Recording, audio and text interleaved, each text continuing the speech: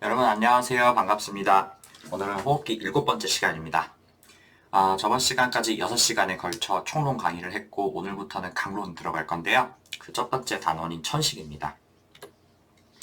천식은 etiology, diagnosis, management, 그 다음에 acute asthma exacerbation 이렇게 4개의 단원으로 나눠놨고요.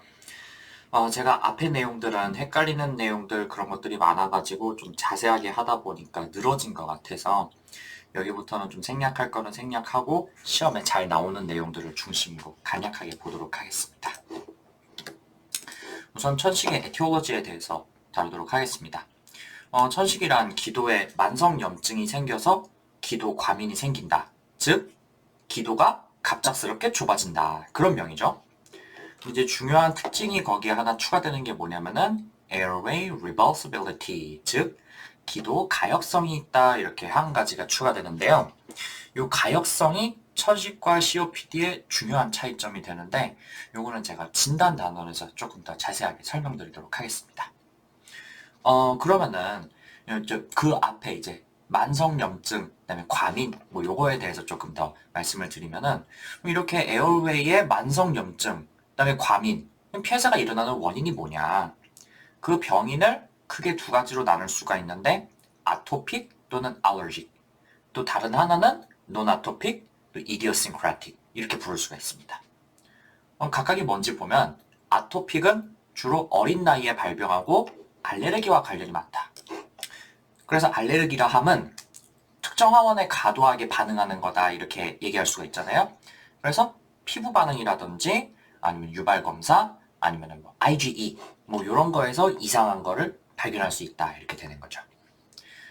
그에 비해서 논아토픽은 나이가 좀 많을 때 흔히 보이고요.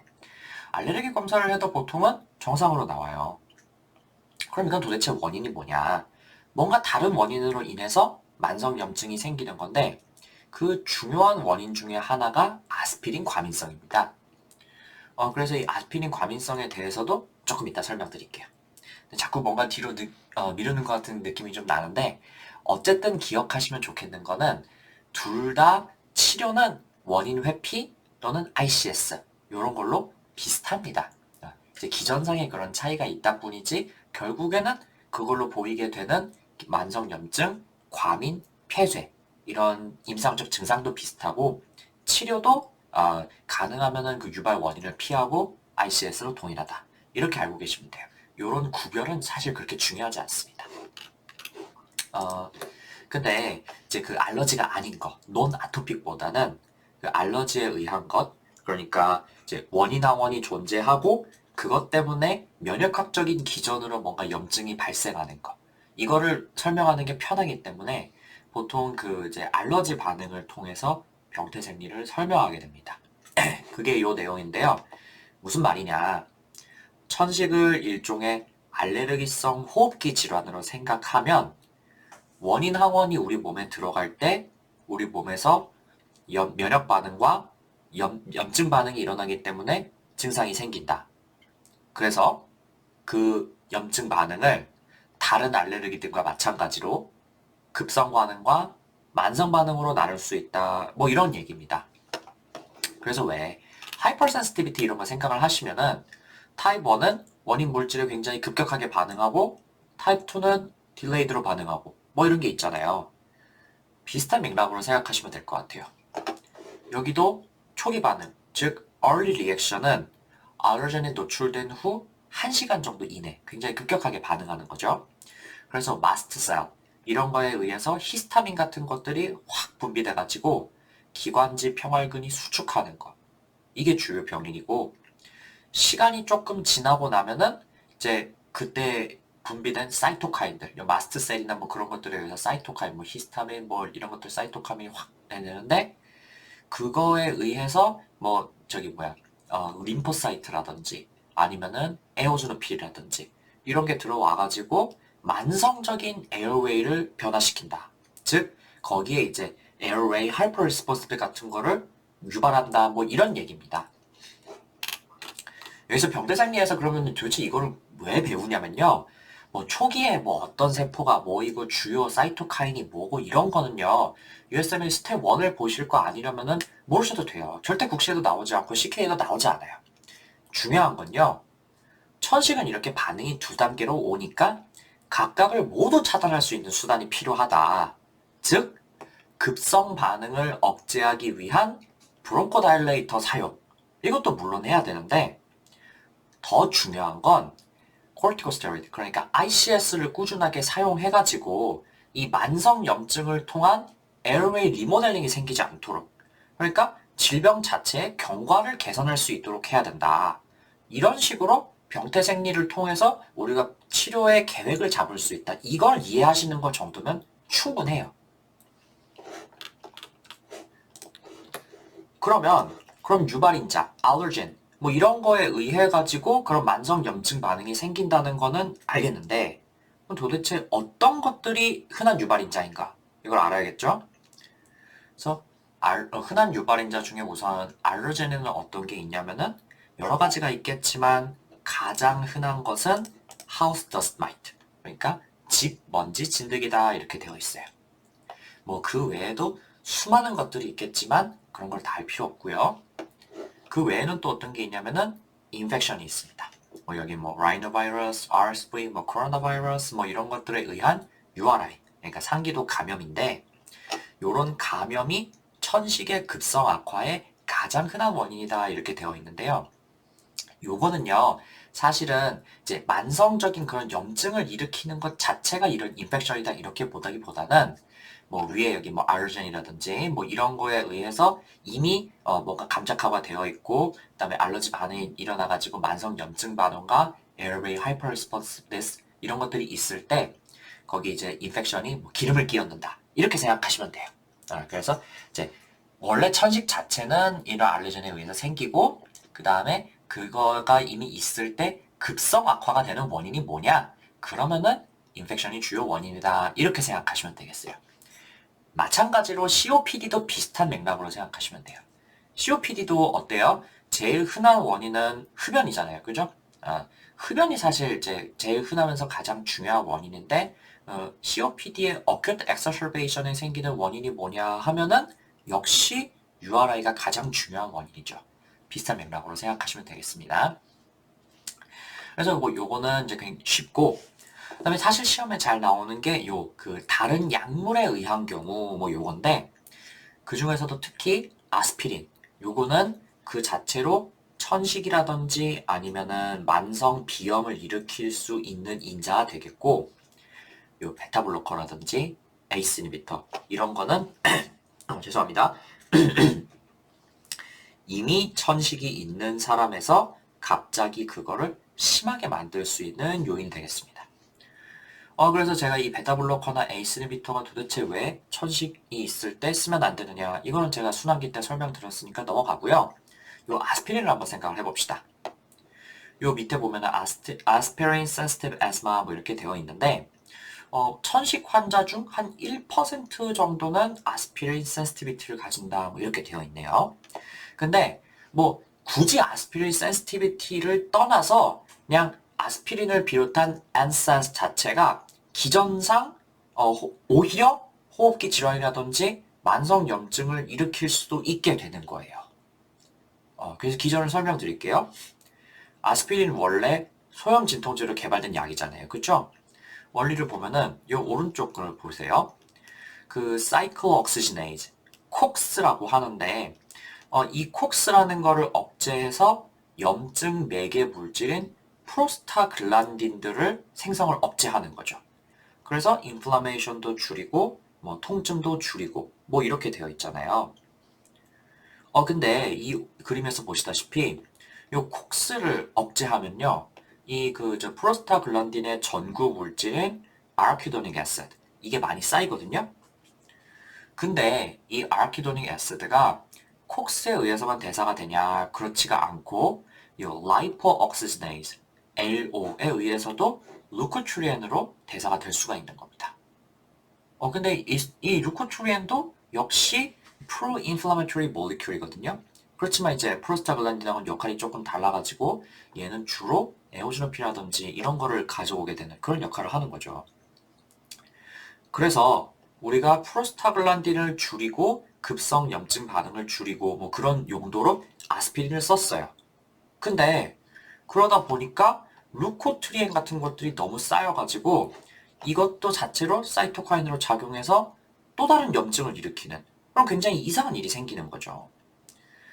그래서 요 루코트리엔 같은 것들이 주로 알러지 비슷한 반응들을 일으킨다. 그러니까 이거는 그러니까 이렇게 뭔가 알러겐이 들어와가지고 그것 때문에 우리 몸이 반응하는 면역학적 기전 그건 아니에요.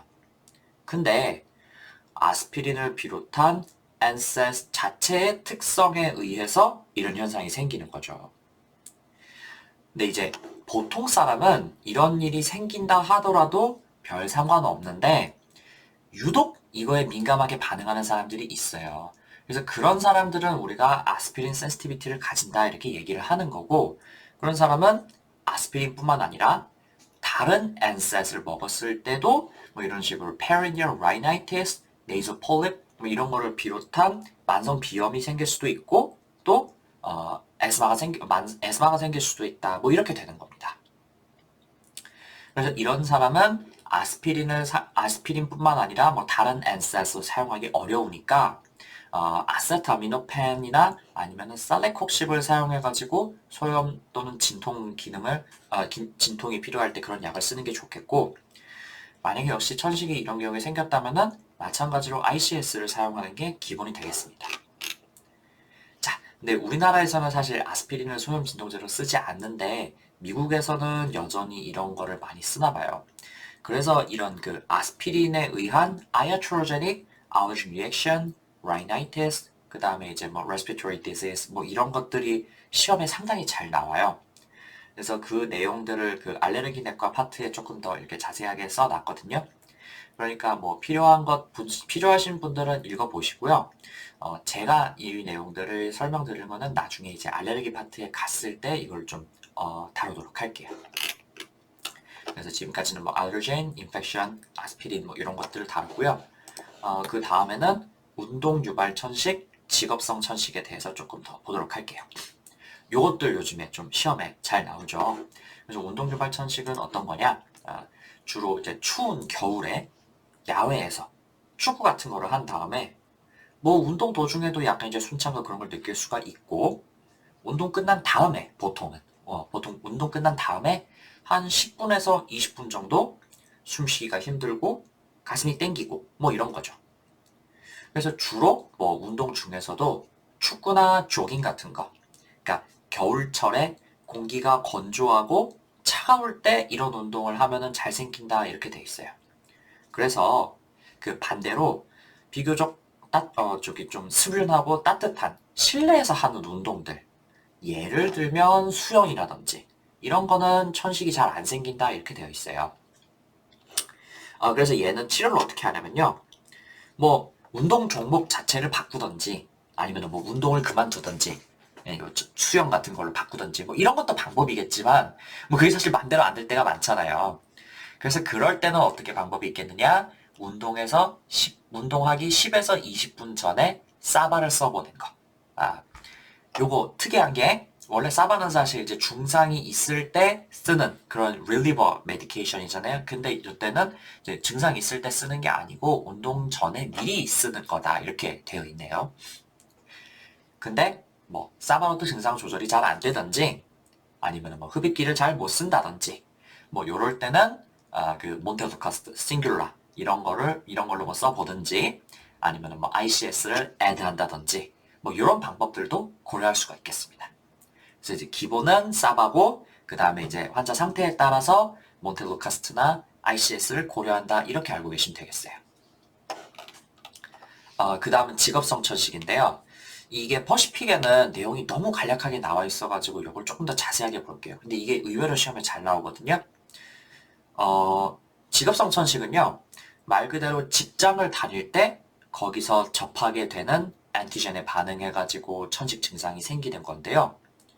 흔한 원인이 뭐가 있냐면은 우선 수의사, 그다음에 동물사, 조류사 등등 동물 몸에서 나오는 애니멀의 프로틴을 자주 접하게 되는 사람 또는 곡물에 의해서도 이런 일이 생긴대요. 그러니까 뭐 예를 들어서 제빵사라든지 아니면 제분 공장 이런 데 다니는 사람들. 또 중요한 인자 중에 하나가 아이소사야네이트라는 페인트에 포함된 성분이다 이렇게 되어 있어요. 이제 페인트질 하는 도장공 이런 사람들이 생길 수가 있겠네요. 네, 당연한 얘기지만 얘는 제일 중요한 특징이 어때요? 회사 가면은 갑자기 숨쉬기 힘들고 기침하고 뭐 이런 증상이 생기는 거. 그러니까 직업상천식이라고 얘기를 하는 거겠죠? 그래서 주중에, 특히 주중에도 아침에 괜찮은데 오히려 직장 가가지고 낮에 힘들다가 저녁에 되면은 집에 오면 괜찮고 이게 좀 이상하다는 거죠. 왜냐면 천식이 증상이 생기는 거는 보통 저녁에, 밤에 공기가 차가웠을 때, 아침에도 마찬가지죠. 아침에 공기가 차가웠을 때 천식 증상이 심해지는 경우가 많은데 그거랑 반대로 따뜻한 낮에 그런 증상이 생긴다? 그것도 하필이면 직장에서? 그렇다면 혹시 직업성 천식이지 않을까? 그런 생각을 해볼 수 있다는 거죠.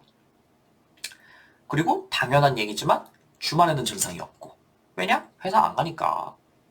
물론 아주 크로닉하게 되면은 이게 주중 주말 구별 없이 그런 증상이 생기다가 뭐 한 휴가를 받아가지고 1주, 2주 쉬고 나면은 그때서는 괜찮고 뭐 그럴 수도 있다고 하거든요. 근데 사실은 국시에 그렇게까지 치사하게 나오진 않으니까요. 그 직장 주중에 직장 갔을 때 생긴다. 그렇게만 기억하고 계셔도 충분합니다. 그럼 얘는 진단을 어떻게 하느냐? 정말 회사 갔을 때만 증상이 그렇게 생기느냐 그걸 증명하면 되겠죠? 그래서 그걸 확인하는 방법이 뭐가 있냐면은 회사를 갔을 때 그리고 집에서 쉬고 있을 때 객관적으로 호흡 기능이 어떻게 되는가 그걸 평가해서 비교해보면 되겠죠? 그래서 이때 할 수 있는 검사가 뭐냐면은 Peak Expiratory Flow Rate PEF라는 검사입니다. 우리말로는 최대 호기 유속 검사 이렇게 되어 있어요. 자, 이걸 어떻게 하는 검사냐면요. 이 다음 슬라이드를 보면 요 검사 기구가 이렇게 원통 모양으로 생겨 있죠. 그래서 여기서 보시는 것처럼 이렇게 공기를 후 하고 불어 넣을 수 있게 되어 있는 기구인데요. 이게 훅 불면은 이제 얼마나 빠른 속도로 공기가 나가는지 그게 측정이 됩니다. 그래서 당연한 얘기지만 천식이 생기면 요 Peak Expiratory Flow Rate가 떨어지겠죠. 그래서 요 그림에서 보시다시피 아침에 일어나서 밤에 자기 전까지 일정 시간 간격으로 요 PEF를 쭉 체크를 해서 그래프를 그리는 겁니다. 그래서 보시면 네모칸으로 나와 있는 게 정상인의 그래프고 동그란 그래프가 천식기가 있는 사람인데요. 만약에 정말 직업성 천식이라면은 주말에 집에서 쉴 때는 요렇게 네모 모양으로 나올 거고 일하는 날에는 요렇게 동그란 모양처럼 나오겠죠? 일하는 시간 도중에는 수치가 떨어졌다가 집에 오면 회복이 된다. 뭐 이런 식으로요.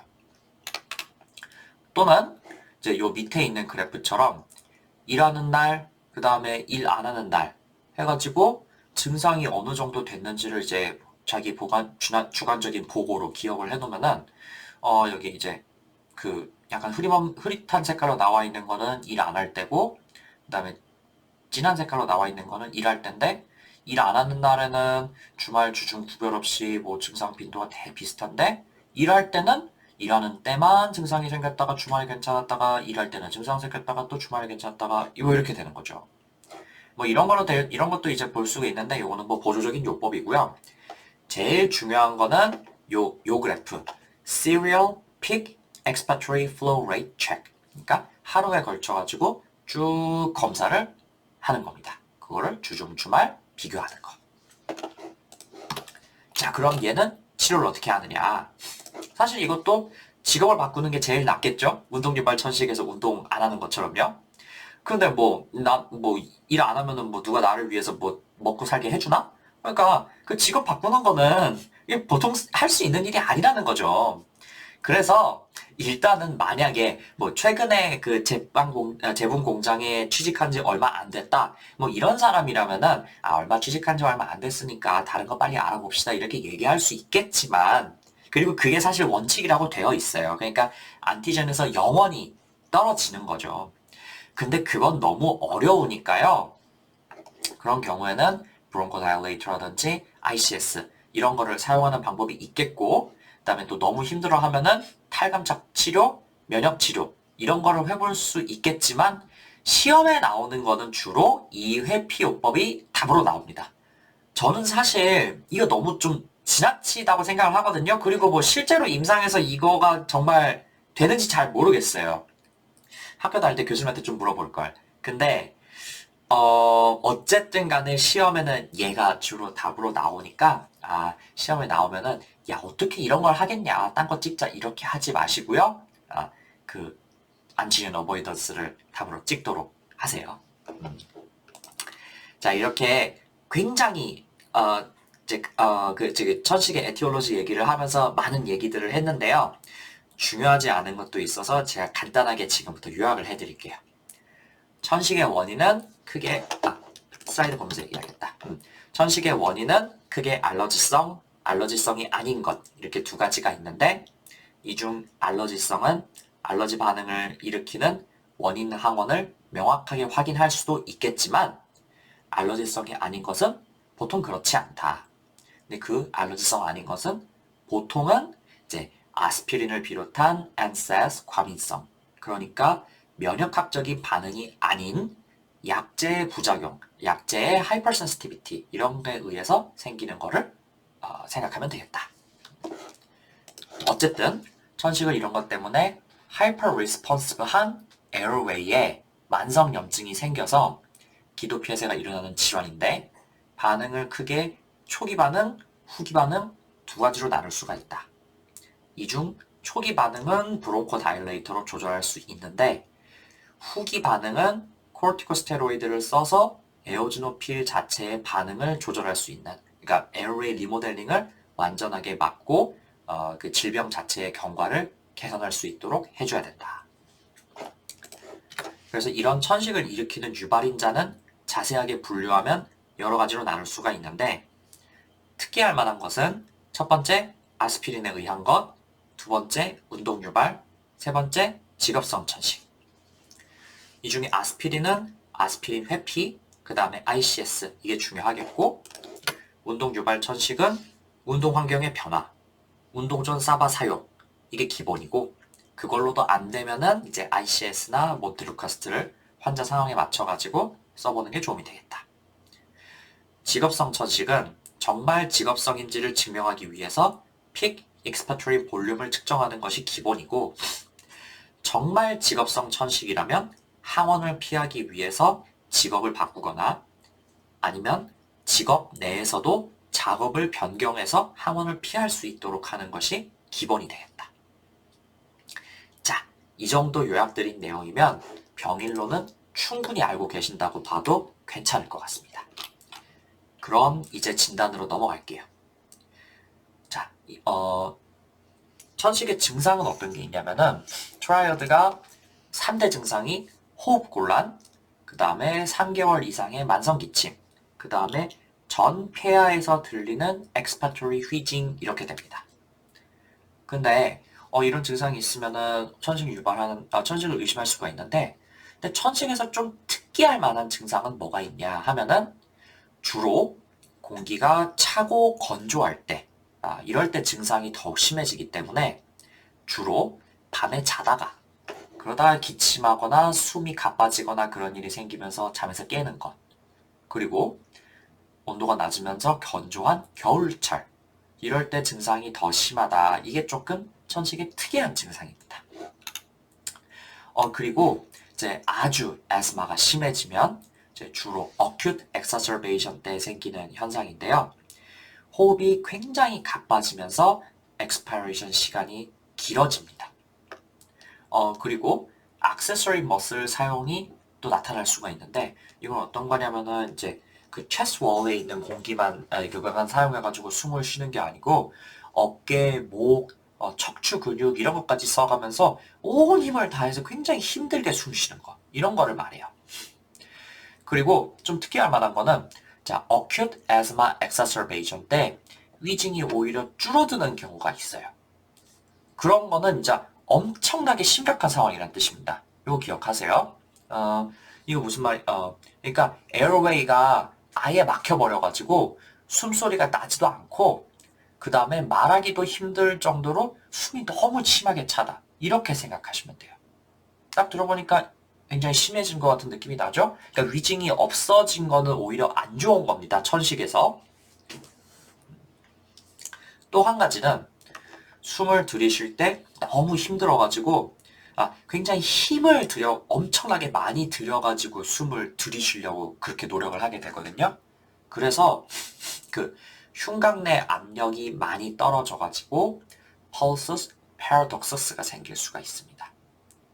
요거는 제가 예전에 카디오에서 한번 설명드린 적이 있었죠.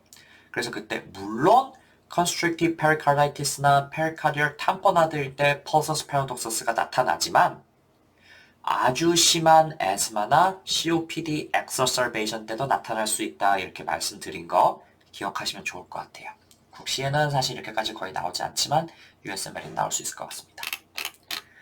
또 그 다음에 이제 보일 수 있는 게 스포츠맨 에오즈노필 보일 수 있다고 이렇게 돼 있는데 이거는 증상이라고 이야기하기는 좀 어렵고 어쨌든 간에 그 이제 에오즈노필이 병태 생리에 중요하다 이 정도만 알고 계시면 될 것 같아요. 그래서 이런 증상들을 보이는 사람들에서 천식을 의심하게 되니까 검사를 통해서 정말 이 사람이 천식일까 아닐까 이거를 확인하게 되겠죠. 근데 그때는 제일 중요한 수단이 뭐냐 하면은 폐기능 검사다 이렇게 알고 계시면 되겠습니다. 그 전에 워낙 기침도 하고 그러니까 엑스레이를 찍게 되는데 천식의 엑스레이는 COPD와 다르게 대부분 특이 소견이 없고 정상이 되겠습니다. 자, 그러면 천식의 폐기능 검사에 대해서 말씀 한번 드려볼게요. 이거 굉장히 중요합니다. 중요하니까 지금부터 좀 잘 기억하세요. 그 FEV1이나 FEV1 per FVC 같은 걸로 천식을 판단하게 되는데요. 중요한 건 천식은 만성 질환이지만 하루 종일 숨쉬기 힘들고 이런 게 아니고 증상이 있을 때도 있고 없을 때도 있다는 거예요. 그래서 그거에 맞춰서 검사를 해야 된다. 이걸 기억하시면 좋을 것 같아요. 자, 지금부터 정말 중요한 내용 합니다. 우선 천식이 있는 것 같아가지고 검사를 하고 싶어서 온 사람이 있어요. 근데 지금 당장 진료실에서는 증상이 없고 괜찮아 보여요.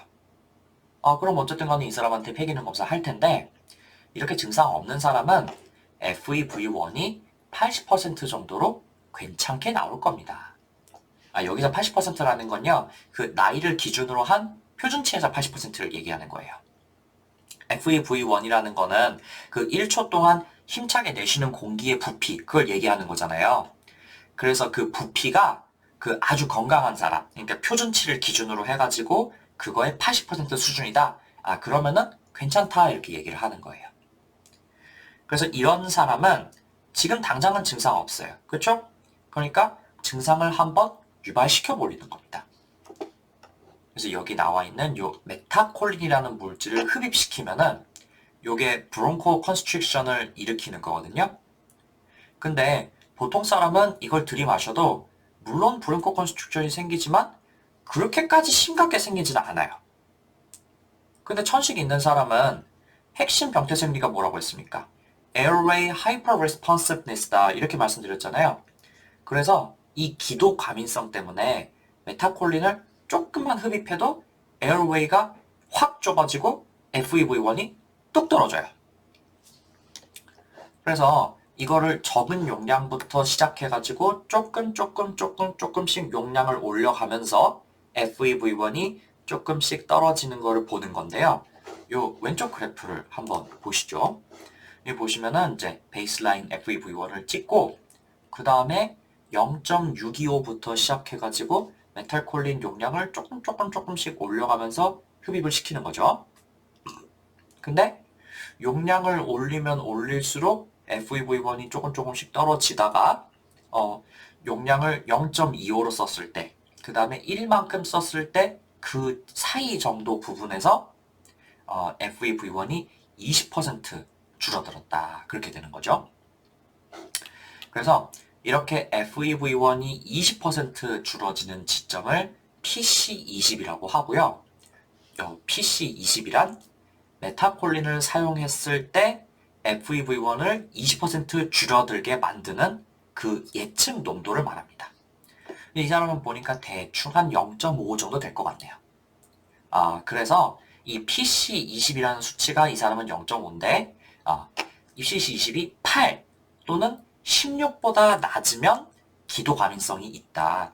그래서 에스마가 있다. 이렇게 증명을 할 수가 있는 겁니다. 그래서 이런 검사를 메타콜린 챌린지 테스트라고 하는 거고요. 참고로 말씀드리면은 정상 사람도 메탈콜린을 사용을 하면은 FEV1이 줄어들긴 줄어듭니다. 근데 웬만큼 쓰지 않고서는 FEV1이 20%씩이나 줄어들지는 않아요. 그래서 기준을 비교적 적은 용량인 8 또는 16 이 정도를 기준으로 둔 겁니다. 이 정도 썼는데도 20%만큼 줄어들면은 이런 적은 용량을 썼는데 20% 줄어들었다면 에스마다 이렇게 보는 거고, 이거보다 훨씬 많은 용량을 써가지고 겨우 20% 줄어들었다. 그거는 정상인의 당연한 반응이지 에스마 때문은 아니다. 이런 얘기인 겁니다. 그래서 이 메타콜린 챌린지 테스트는 검사하러 온 사람을 숨을 못 쉬게 만드는 검사잖아요. 근데 지금 당장 진료실에 왔는데 지금도 조금 숨쉬기가 힘들고 기침도 지금 조금씩 계속 나와요. 이렇게 말하는 사람들한테 어때요? 이런 사람한테 숨 더 못 쉬게 하는 사람 검사하면 큰일 나겠죠. 그래서 그럴 때는 반대로 어떤 검사를 하느냐? 브론코 다일레이터를 사용해가지고 기도 가역성, airway responsibility가 있느냐 이거를 검사를 하는 겁니다. 그래서 지금 당장 증상이 있는 사람은 대체로 FEV1이 표준치의 80% 미만으로 떨어져 있다는 거죠. 이런 사람한테서는 메타콜린 챌린지 테스트를 해가지고 더 숨쉬기 어렵게 만들면 안 되니까 대신 사바를 이용한 브론코 다일레이터 검사를 하는 겁니다. 이 경우에는 어떻게 되냐면요. 베이스라인 FEV1을 잰 다음에 그 다음 FEV1이 얼마나 개선되는가 이걸 보는 거죠. 그래서 FEV1이 이때 수치상으로는 200ml 이상, 그리고 비율로 따졌을 때 이전에 비해서 12% 이상 증가했다. 그렇다면 이 사람은 기도가역성이 있구나 해서 천식으로 진단을 할 수가 있겠습니다. 여기서 중요한 게 수치를 둘 다 만족시켜야 됩니다. 12%, 200ml 둘 다 만족해야지 하나라도 만족이 안 되면 에스마라고 치면 안 돼요. 이거 중요합니다. 가끔씩 이것 때문에 낚이는 경우가 있어요. 11%만 기억했다가 예를 들어서 이렇게 생각해 볼게요. FEV1이 원래 1000이었어. 근데 1000에서 1100만큼 올라갔다. 1120만큼 됐다. 그럼 어때요? 11% 이상 올라간 거 맞죠? 근데 그게 200ml 이상 만족을 한 건가요? 그렇지 않다는 거죠. 그래서 반드시 두 가지 다 만족을 해야 됩니다. 12%, 200ml. 예시 하나 들어볼게요. 요 오른쪽에 나와 있는 표 보시면요. 이게 에스마가 있는 사람과 없는 사람에서 브론코다일레이터 테스트를 한 건데 그림이 조금 작아가지고 숫자가 잘 안 보이실 수 있지만 한번 보십시다. 이 에스마에서는 브론코다일레이터를 마시기 전 FEV1이 평균 2.76리터, 그 다음에 사바를 사용한 다음에는 측정한 FEV1이 평균 3.38리터다. 그래서 증가한 양은 평균 600ml 정도 되는 거고, 요 600ml는 2.76리터를 기준으로 보면은 20%를 조금 넘으니까 이 사람은 FEV1이 200ml 이상 늘어났고 동시에 12% 이상 개선이 되었구나. 그러니까 에스마가 맞겠다. 이렇게 볼 수 있겠습니다. 정상인도 한번 볼게요. 브론코다일레이터 사용하기 전에는 3.23리터, 그 다음에 사용 후에는 3.33리터 해가지고 FEV1이 100ml 정도 계산되었고 비율로 따지면 한 3% 정도 되네요. 그래서 이런 사람은 천식이 없구나 이렇게 생각할 수가 있겠어요. 근데 그 천식이 있는 사람도요, 지금 당장 증상이 있을 때, 그러니까 이제 FEV1이 원래 80% 이상이었던 사람, 그런 사람은 이거 에어웨이 그 브론코 다일레이터 테스트해도 이거 이렇게 검사 결과 잘 안 나와요. 그래서 FEV1이 80% 미만으로 떨어져 있는 사람, 그런 사람한테는 이런 거 하는 거고, 그 80% 이상인 사람한테는 메타콜리스틱 챌린지 테스트 하는 거예요. 이런 문제 그 국시에도 한번 나왔거든요. 그러니까 그 검사 잘못한 거죠. 근데 그런 식으로 문제를 낼 수가 있으니까 그걸 매 눈으로 잘 보시고 진짜 천식이 있는 사람인지 아니면 검사를 잘못해가지고 천식이 진단이 안 된 사람인지 이거 잘 보시고 문제 낚이지 않도록 조심하셔야 됩니다. 참고로 말씀드리면요. 그 여기서 이제 그 COPD와 에스마의 중요한 차이점이 나오는데 COPD랑 에스마는 검사도 비슷하고 증상도 비슷하고 치료도 비슷해요. 근데 뭐 예를 들어 그러니까 무슨 말이냐면 COPD도 치료로 브론코다일레이터를 쓰고 ICS도 물론 쓸 수 있습니다. 그리고 그거는 증상이 호전되는 효과가 있어요. 근데 COPD에서는 그렇게 브론코다일레이터를 사용한다고 하더라도 FEV1이 딱히 엄청나게 개선되지도 않고요. 무엇보다 FE1 per FEVC가 개선되지 않아요. 자, 우리 중요한 수치 한 가지 기억하셔야죠. FEV1 per FEVC가 얼마 이하면은 obstructive disease입니까? 기준이 0.7이죠? 그래서 COPD의 그 스파이로메트리상 그 진단 기준이 그래요. 브론코 다일레이터를 사용했음에도 불구하고 FEV1 per FEVC가 0.7 미만이다. 즉, obstructive 패턴이 개선되지 않는다. 이게 airway reversibility, 죄송합니다. reversibility, 그러니까 가역성, 기도 가역성이 천식에는 있고 COPD에는 없다. 이렇게 되는 겁니다. 자, 그 외에 병의 경과와 치료 효과를 알기 위해서 할 수 있는 검사가 peak expiratory flow, 최대 호기 유속인데 요거는 팔로우업에서 쓸 수가 있고 뭐 예를 들어서 이제 병원에서 한 검사가 애매했다든지 아니면 직업성 천식이 있을 때 요때도 이제 PEF 측정하는 기기를 들고 다니면서 PEF의 일중 변동성 average diurnal PEF variability 이게 10% 이상이면은 천식을 진단할 수 있다. 이거 추가로 알고 계시면 좋을 것 같아요. 이제 그 외에 할 수 있는 검사가 뭐 피부 검사, 에오지노필리아 검사, 뭐 세럼 RG 검사, 뭐 이런 알레르기 검사 같은 게 있는데요.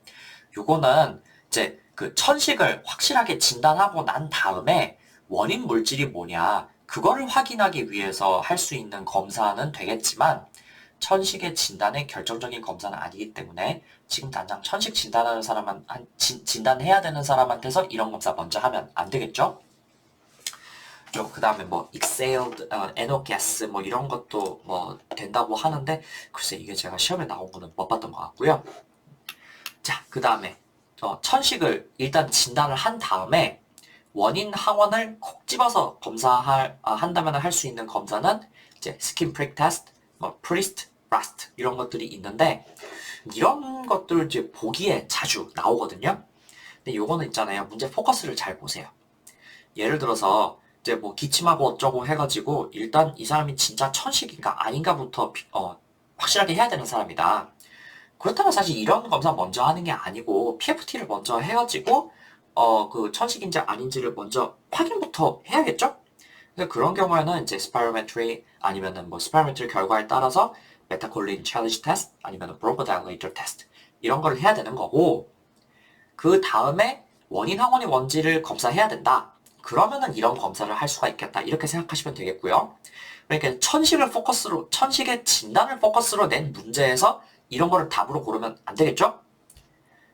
반대로 천식 이미 진단은 받았어. 그다음에 약도 쓸 수 있어. 약도 쓰고 있어. 근데 조금 더 이제 그 생활습관 개선이라든지 아니면은 천식을 확실하게 좀 낫고 싶어가지고 어떤 물질에 알레르기 있는지 어떤 물질을 회피해야 되는지 알고 싶어.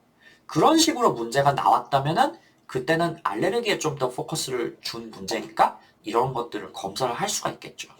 그렇게 생각하시면 되겠습니다. 자, 그 다음 오늘 마지막으로 말씀드릴 내용이 이 내용인데요. 마지막 건데요. 그 호흡기나 알레르기 문제에서 참 그 오답으로 자주 나오는 보기가 이 알레르겐 항원 유발 기관지 검사라는 게 있습니다. 왜 이렇게 딕션이 안 좋지? 자, 어쨌든 그러니까 그 원인으로 추정되는 물질을 기관지에 직접 노출시켜가지고 천식 증상이 생기는지 그걸 확인하는 방법이에요. 근데 그 아까 말씀드린 그 뭐 PFT라든지 뭐 저기 메타콜린 테스트 뭐 하다못해 스킨프랙 테스트 이런 것도 사실 외래에서 검사를 하고 나중에 검사 결과만 확인하면 되는 그런 검사잖아요. 근데 이 그러니까 알레르겐 항원 유발 기관지 검사라는 거는 그 외래에서 할 수 있는 검사가 아니고 이게 검사하고 나서 뭐 6시간 몇 시간쯤 입원을 시켜가지고 반응을 살펴봐야 된다고 해요.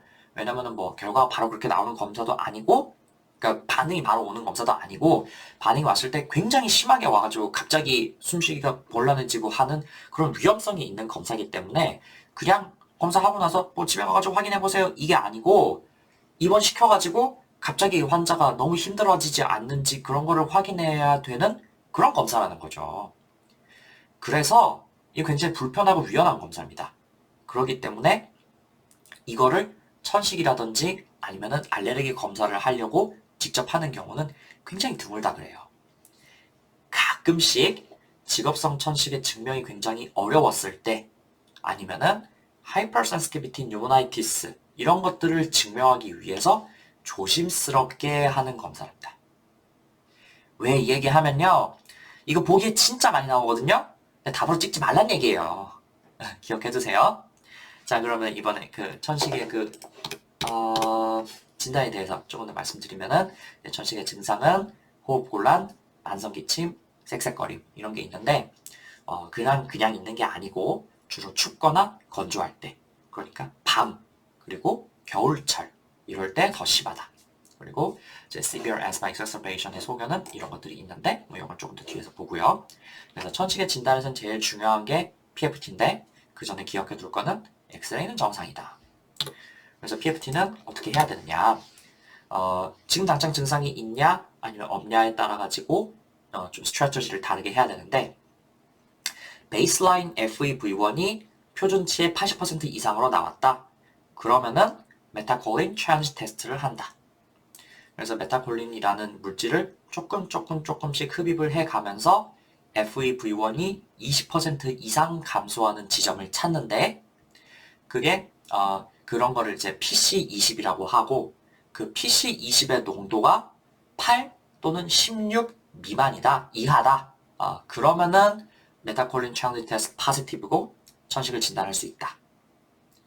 근데 베이스라인 FEV1이 나이를 기준으로 한 표준치의 80% 미만이다. 그렇다면 처음부터 이 사람은 지금 증상이 있고 기도를 조금 더 좁게 하면은 안 되니까 그때는 브론코다일레이터를 사용을 해야 된다. 그래서 브론코다일레이터는 수치가 중요한데 브론코다일레이터를 사용한 이후에 FEV1이 12% 이상 동시에 200ml 이상 증가해야 된다. 만약에 이런 검사 결과가 애매했다든지 아니면은 이제 검사를 확진하고 나서 천식을 치료하는데 팔로우업을 하고 싶다든지 또는 직업성 천식을 진단할 때는 PEF, Peak Expiratory Flow Rate 이거를 측정하는 방법이 유용하게 되겠다. 그 외에 알레르기 검사 같은 거는 천식의 진단에는 중요하지 않지만 천식을 진단하고 나서 그 이후에 원인 항원이 뭔지는 파악할 수 있는 검사다. 이렇게 하면 되겠습니다. 자, 오늘 강의 여기 정도에서 마치겠습니다. 오늘은 천식의 진단 그리고 에티올로지 뭐 이런 거에 대해서 다뤘는데요. 이 천식 진단은 시험에 굉장히 잘 나오는 내용이니까 꼭 알고 계셔야 됩니다. 다음 시간에는 천식의 치료, 급성악화에 대해서 다루겠습니다. 공부하느라 고생 많으셨고요. 복습하고 문제 꼭 풀어보세요. 그럼 다음 시간에 뵙겠습니다. 들어주셔서 감사합니다.